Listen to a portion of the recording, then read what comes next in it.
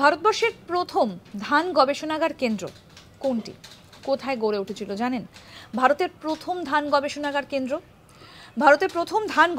কেন্দ্র যার নাম হচ্ছে সেন্ট্রাল রাইস রিসার্চ ইনস্টিটিউট, উড়িষ্যার কটকে অবস্থিত।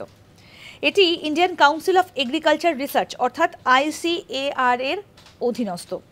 1946 সালের 23শে এপ্রিল কটকের বিদ্যাধরপুরে প্রায় 60 হেক্টর পরীক্ষামূলক কৃষি জমি নিয়ে এটা স্থাপন করা হয়েছিল এবং এটাই হচ্ছে ভারতবর্ষের প্রথম এবং প্রধান ধান গবেষণাগার কেন্দ্র, যেটা কটকে অবস্থিত।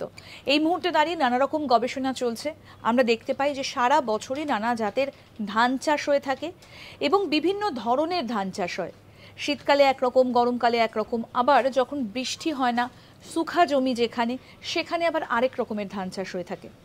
এই গবেষণাগুলোই করা হয় হচ্ছে উড়িষ্যার কটকে, আর এটাই প্রধান ধান গবেষণা কেন্দ্র ভারতের। দেখতে থাকুন আজ তাক বাংলার ইউটিউব চ্যানেল, সাবস্ক্রাইব করুন।